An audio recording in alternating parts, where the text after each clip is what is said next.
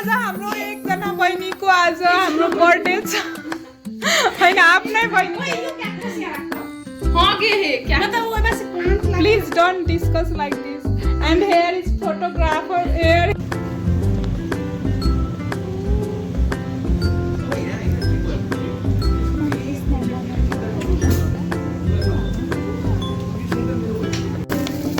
Happy birthday. यस्तो ल राम्रो देखियो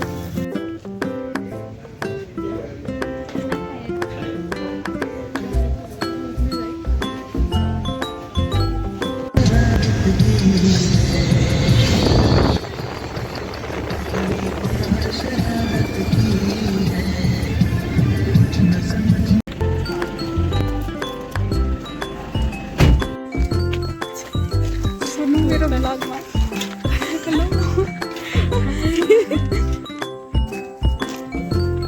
त फोटो पनि राम्रो आइरहेछ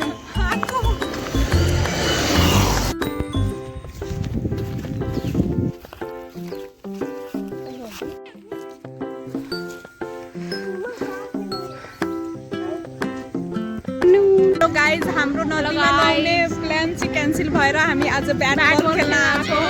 अनि हामीलाई के टिममा राखेछ थाहा छैन मेरो क्यामेरा अरे भामा पालो हालै पालै दिदैन गा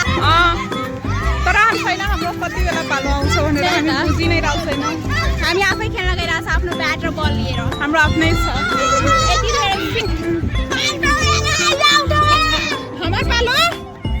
हमार पालो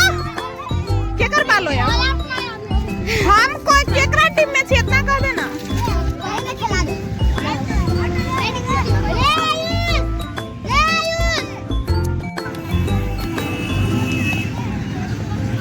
कितने फास्ट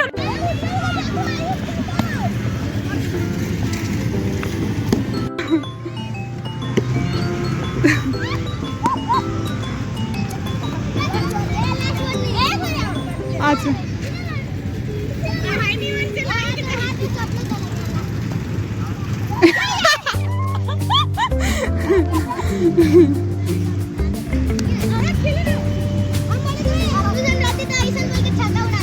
हाँ छक्का उड़ा देले रही थी तू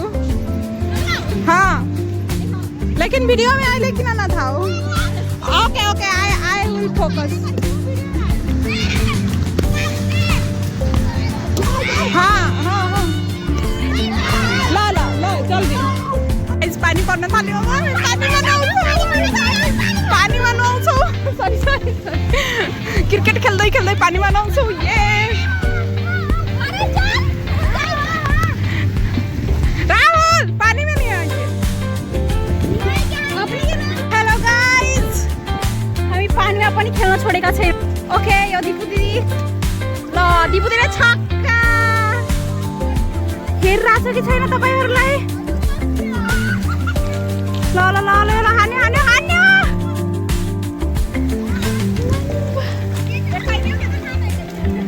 त्यो बादलहरु आम्म गयो हाम्रो भैसी हेलो गुड आफ्टरनुन हिरो हुन्डा लिएर आइरहेछ अर्को मान्छे यताबाट बलिङ गर्दै वाउ क्याच पनि भयो आउट पनि भयो तर पनि यो दीपिका दिले छोड्दैन हानेको हाने कहाँबाट काठमाडौँबाट आएर नन स्टप हानेको हाने ल जितिसक्यो साक्रार ओइ हिरो हुन्डाले ढुङ्गाउँछस् नि फिर से कैच शानदार कैच को छोड़ दिया है इसने morning guys and happy Diwali to you all आज चाहिँ लक्ष्मी पूजा छ and let me show you आज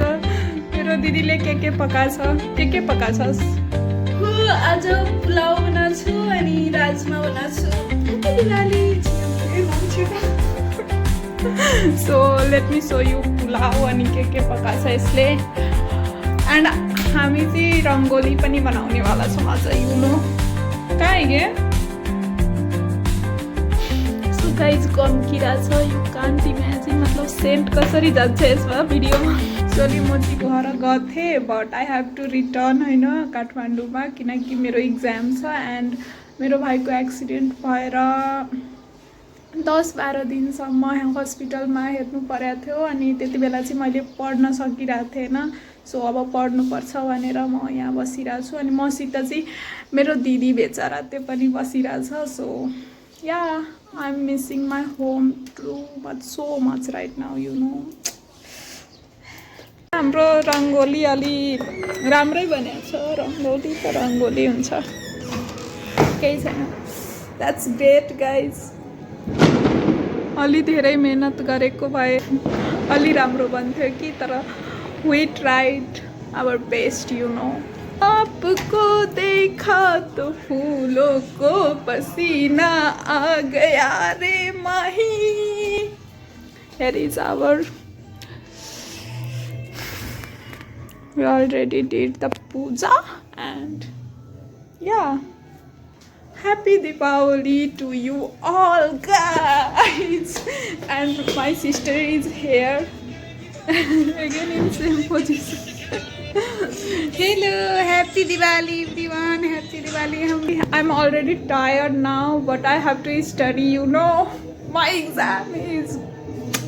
soon I have my exam so I have to study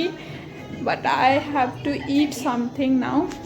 so guys आज मेरो अप्थाल्मोलोजी को थ्योरी एक्जाम थियो युनिभर्सिटी 4th इयर को एन्ड आज चाहिँ मेरो राम्रो भयो म यस्तो डराइरहेको थिएँ यति धेरै डराइरहेको थिएँ तर या राम्रो भयो